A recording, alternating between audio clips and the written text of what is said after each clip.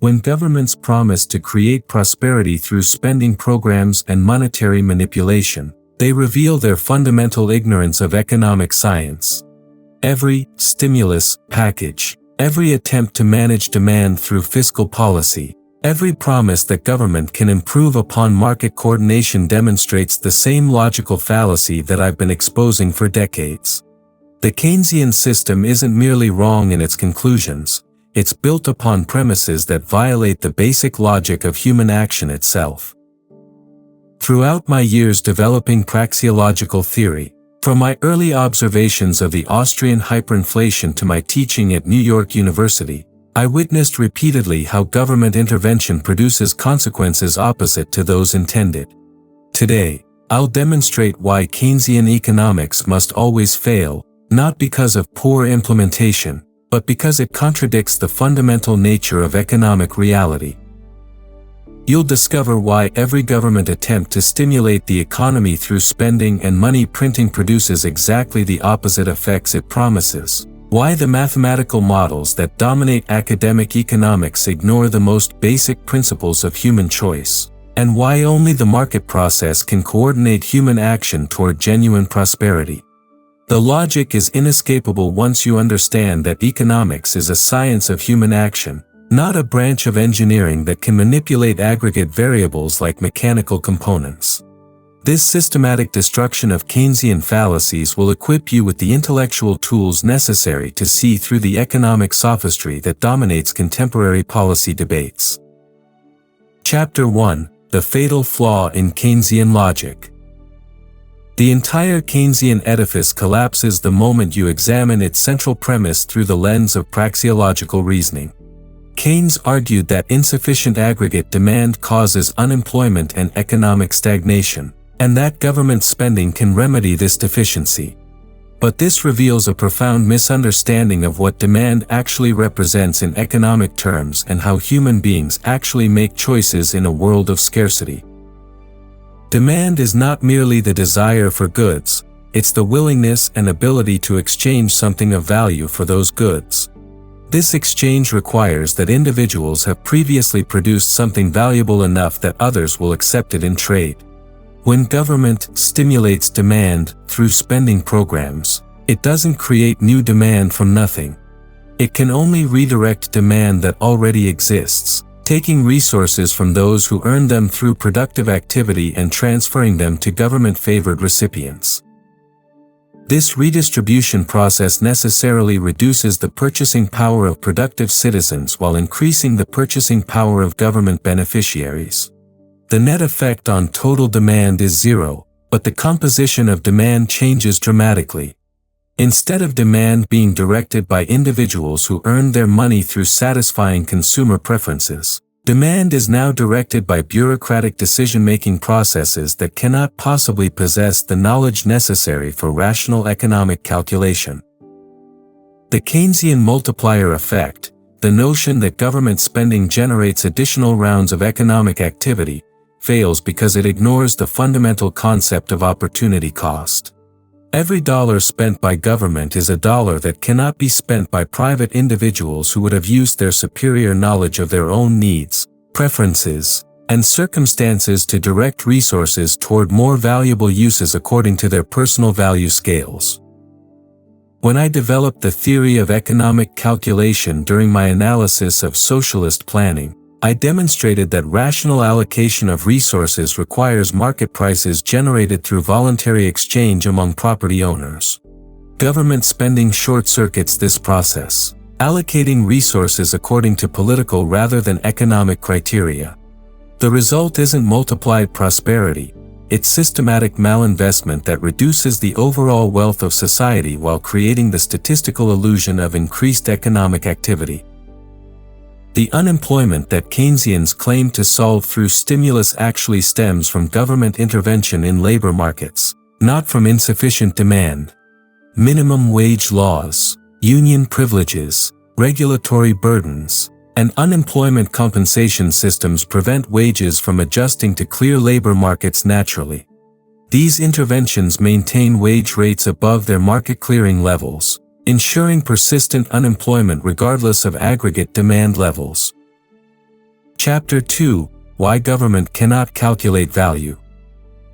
The impossibility of rational economic calculation under government direction strikes at the heart of Keynesian pretensions to scientific policy management.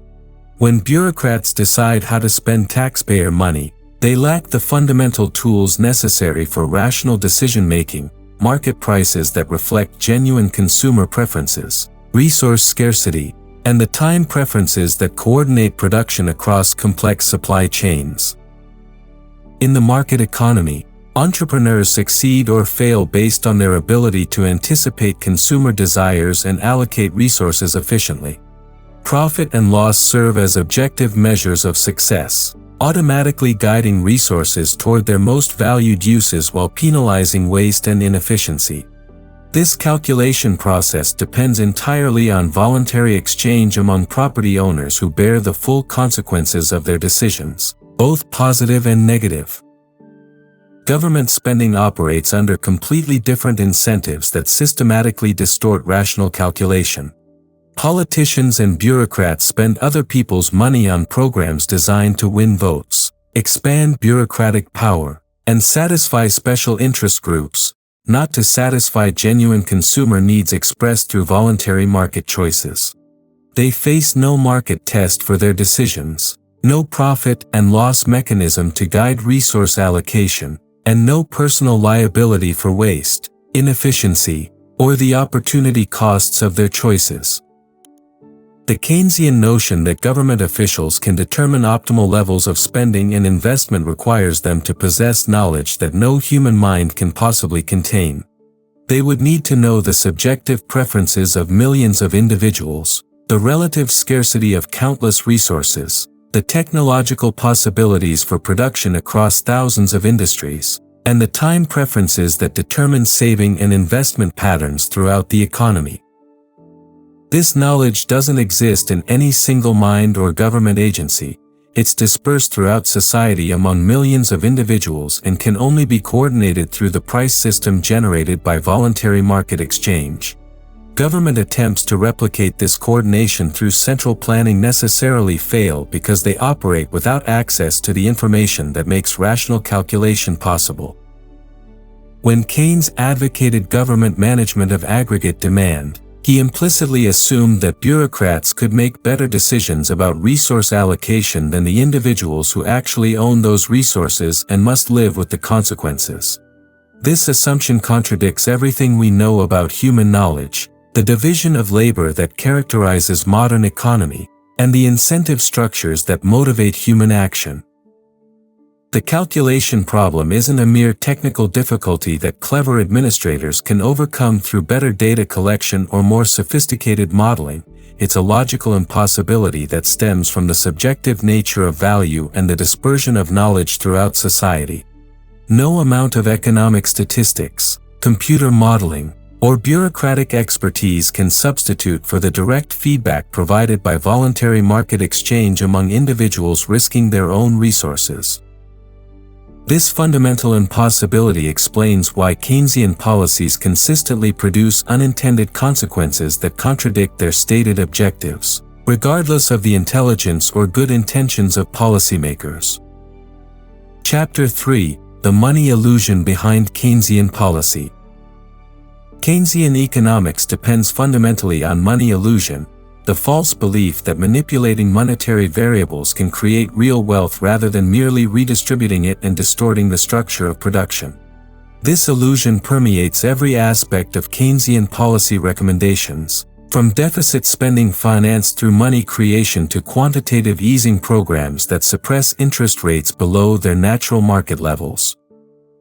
When central banks increase the money supply to finance government spending, they don't create new resources, they simply dilute the value of existing money holdings while distorting the price signals that coordinate economic activity.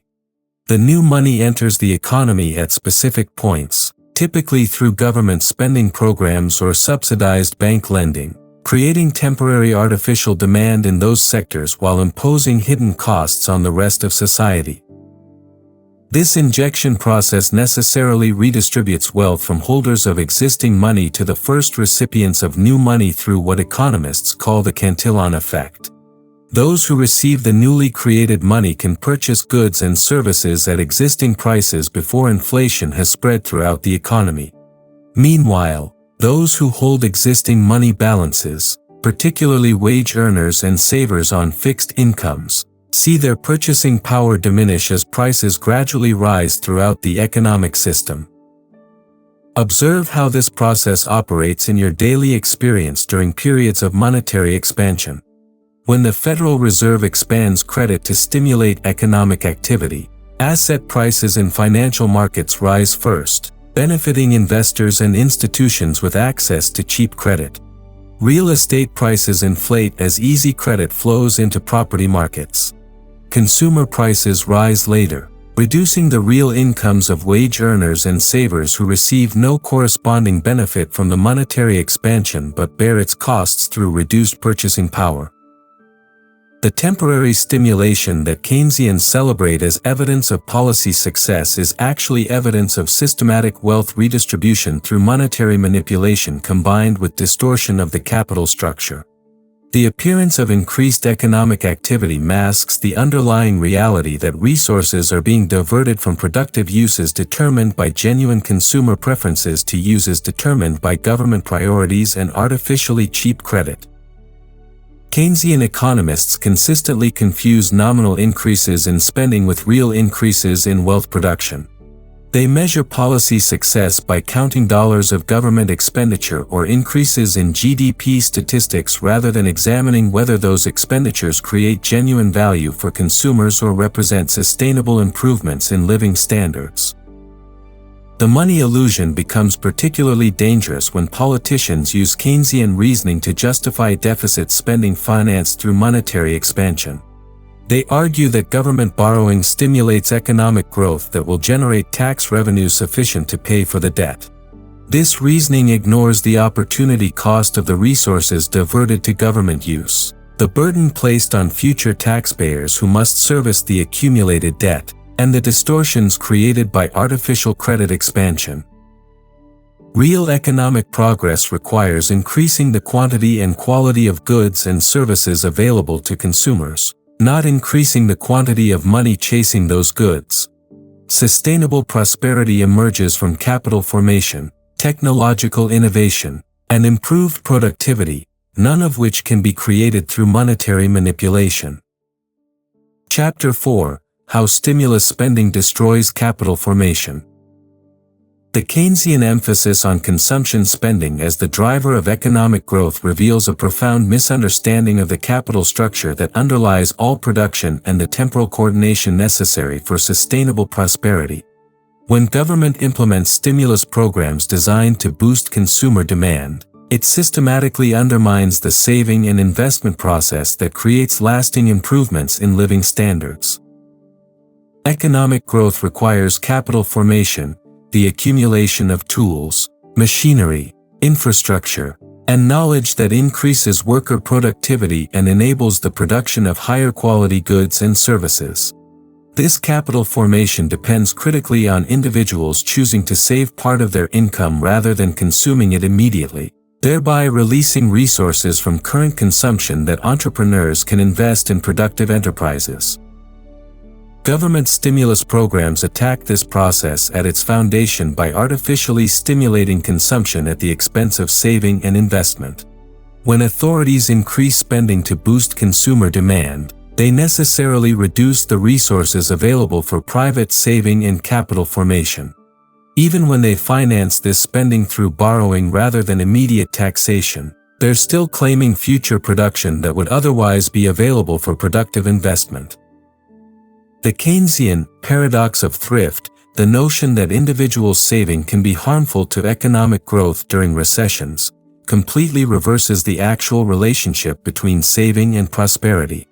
Without saving, there can be no investment in productive capacity. Without investment in productive capacity, there can be no sustainable increase in the production of goods and services.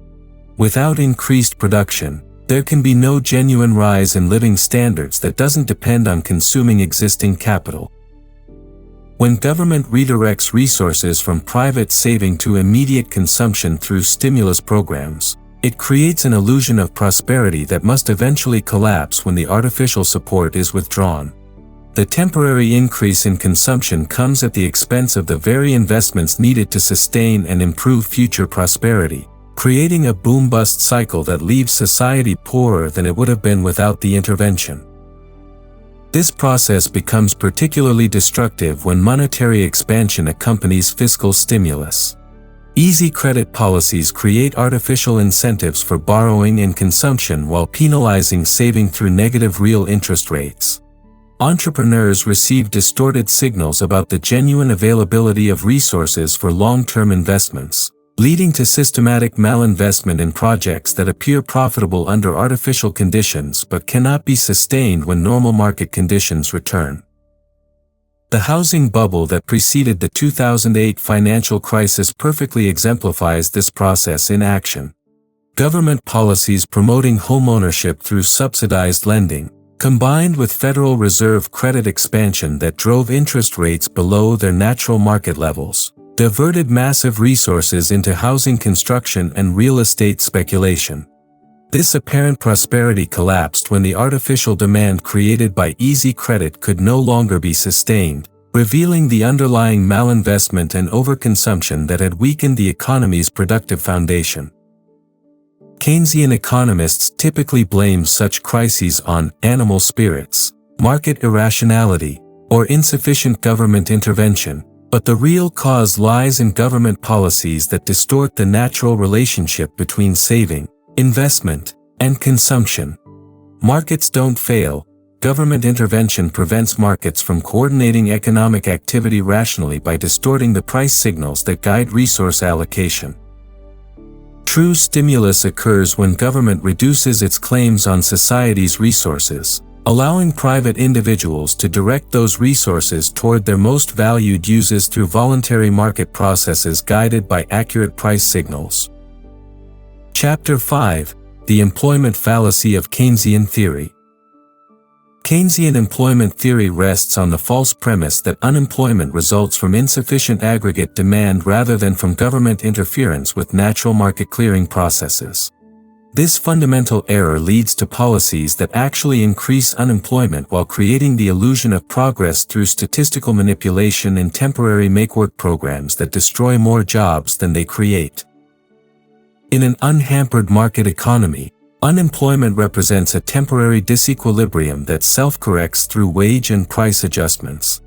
When the supply of labor exceeds demand at current wage rates, competition among workers naturally drives wages down until employers find it profitable to hire additional workers at the lower rates. This process ensures that unemployment remains minimal and temporary, limited mainly to the time required for workers to find new positions that match their skills and preferences.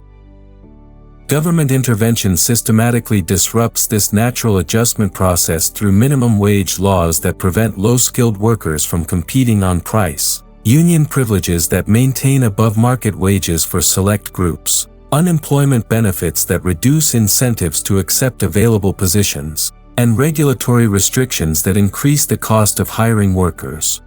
These interventions create persistent unemployment by maintaining wage rates above the levels at which all willing workers can find employment. Keynesian stimulus programs attack unemployment from the wrong direction entirely. Instead of removing the barriers that prevent labor markets from clearing naturally, they attempt to create artificial demand for labor through government spending projects. This approach treats symptoms while ignoring causes, ensuring that unemployment problems persist and often worsen when the artificial stimulus is withdrawn. Watch carefully how stimulus programs affect employment patterns in your community during economic downturns. Government spending typically creates temporary jobs in politically favored sectors like construction and government services while imposing tax burdens, regulatory costs, and inflationary pressures that destroy jobs in other sectors throughout the economy. The net effect on total employment is negative, but the concentrated benefits receive extensive media coverage while the dispersed costs remain largely invisible to casual observation. The concept of job creation through government spending reveals another fundamental confusion in Keynesian thinking about the purpose of economic activity. Jobs aren't valuable in themselves, they're valuable only when they produce goods and services that consumers actually want to purchase voluntarily. Government programs that employ people to perform unnecessary, counterproductive, or make work tasks represent pure economic waste, regardless of their impact on employment statistics or their political popularity. Productive employment requires entrepreneurs who can organize labor and capital in ways that create genuine value for consumers willing to pay for the resulting goods and services. This entrepreneurial process depends on accurate price signals generated through voluntary market exchange, signals that indicate genuine consumer preferences and resource availability. When government spending distorts these signals through artificial demand creation, it misdirects labor toward less productive uses that cannot be sustained without continued subsidization. The unemployment that persists despite decades of Keynesian stimulus policies in various countries demonstrates the futility of treating market disequilibrium through demand management rather than by removing the interventions that create and perpetuate the disequilibrium in the first place. Countries with more flexible labor markets and fewer regulatory barriers consistently achieve lower unemployment rates than those that rely heavily on demand management policies. True full employment emerges naturally when markets are free to operate without government interference in the wage determination process and when regulatory barriers to job creation are minimized. Chapter 6: Why Keynesian multipliers violate economic logic. The Keynesian multiplier effect, the claim that government spending generates additional rounds of economic activity worth more than the original expenditure, violates basic principles of economic logic and conservation of resources. This mathematical fantasy ignores the opportunity costs, wealth transfers, and distortions that government spending necessarily entails while treating the economy as a mechanical system that responds predictably to fiscal inputs. When government spends $1, Keynesian theory suggests this creates additional spending as recipients use their income to purchase goods and services from others, who then spend their income on additional purchases, creating ever-expanding circles of economic activity with a total value greater than the original government expenditure. This analysis commits the fundamental error of counting benefits while systematically ignoring costs and treating money as if it represents real resources rather than claims on existing production. Every dollar that government spends must first be taken from private individuals through taxation, borrowing that requires future taxation, or monetary expansion that dilutes existing money holdings. Each of these methods reduces private spending capacity by exactly the amount that government spending increases. The supposed multiplier effect from government spending must be offset by the negative multiplier effect from reduced private spending, making the net multiplier zero at best. The crucial difference lies in the efficiency of resource allocation and the incentive structures that guide spending decisions. Private individuals spend their own money on goods and services they actually value, guided by market prices that reflect genuine scarcity and consumer preferences. They bear the full consequences of their choices, creating strong incentives for efficient resource use. Government spends other people's money on projects chosen through political processes that systematically ignore consumer preferences, economic calculation, and opportunity costs. This difference in spending efficiency means that the government multiplier is necessarily negative. Each dollar of government spending reduces total economic value by destroying opportunities for more efficient private spending and investment. The mathematical models that Keynesians use to calculate positive multipliers simply ignore this opportunity cost while treating government spending as if it occurs in an economic vacuum. Consider how multiplier logic would apply to private transactions if we followed Keynesian reasoning consistently. If buying a car from a dealer generates multiplier effects as the dealer pays employees and suppliers, who then spend their income on various goods and services, shouldn't we conclude that all private spending has similar multiplier effects? The Keynesian framework provides no logical reason why government spending should generate larger multipliers than private spending, especially given government's inferior incentive structure and lack of market feedback. The employment multipliers that Keynesians calculate suffer from the same logical flaw and statistical bias. They count the jobs created by government spending while ignoring the jobs destroyed by the taxes, borrowing costs, or inflationary effects needed to finance that spending. Private employers who lose customers due to higher tax burdens, increased borrowing costs, or reduced purchasing power must reduce their workforce. But these job losses rarely appear in official multiplier calculations. Real economic multipliers operate through capital formation, technological progress, and improvements in productive efficiency, not through demand management or consumption stimulus.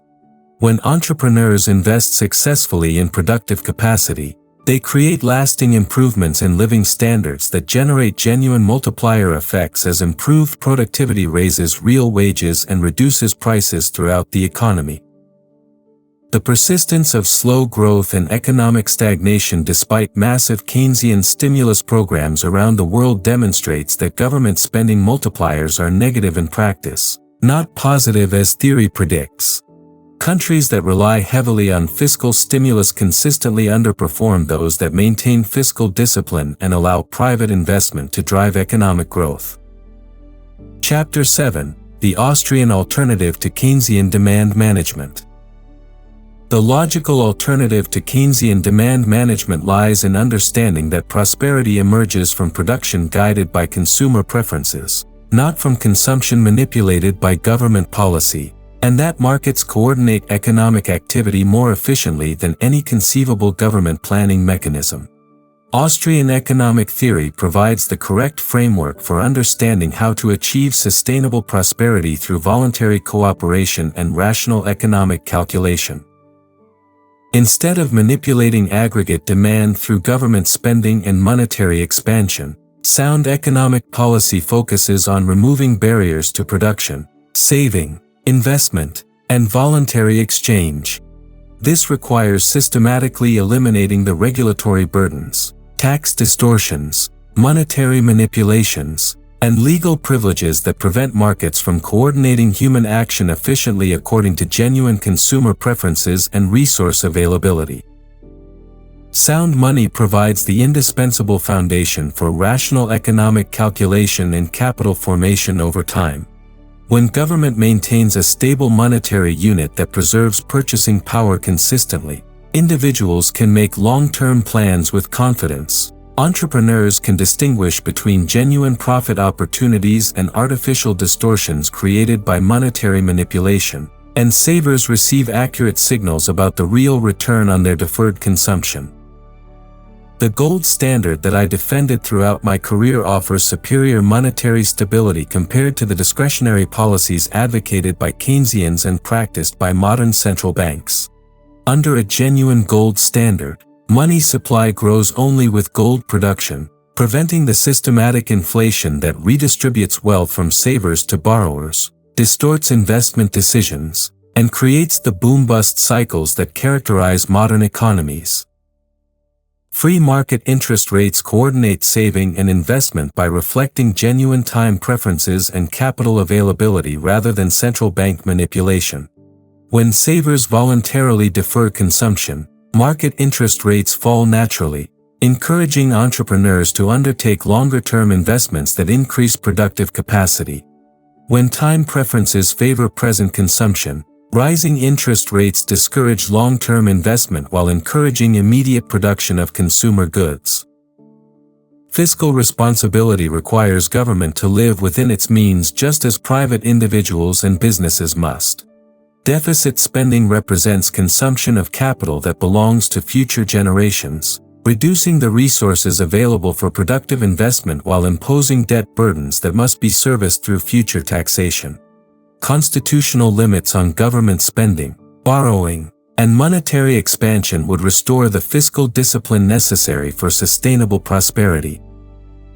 International trade operates according to the same principles of voluntary exchange that govern domestic markets. Comparative advantage ensures that voluntary trade benefits all participants regardless of absolute advantages, allowing each country to specialize in producing goods where it has the greatest efficiency advantage. Government attempts to manipulate trade flows through tariffs, subsidies, quotas, or currency devaluation necessarily reduce the gains from specialization and international division of labor. The Austrian approach doesn't promise painless solutions to economic problems or elimination of all economic uncertainty. Market adjustments can be temporarily uncomfortable as resources move from less efficient to more efficient uses, and individual enterprises may fail when they cannot satisfy consumer demands profitably. But these adjustments reflect genuine economic realities rather than political preferences, ensuring that short-term disruptions lead to long-term improvements in living standards and resource allocation.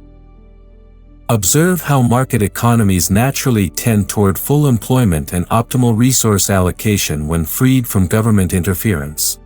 The prosperity achieved by relatively free economies compared to centrally planned systems throughout history demonstrates the practical superiority of market coordination over political management. Countries that have reduced government intervention and strengthened property rights consistently outperform those that expand state control over economic activity. The choice isn't between perfect markets and perfect government, it's between imperfect markets that self-correct through competition and consumer sovereignty versus imperfect government that lacks any reliable correction mechanism and operates according to political rather than economic incentives. Conclusion.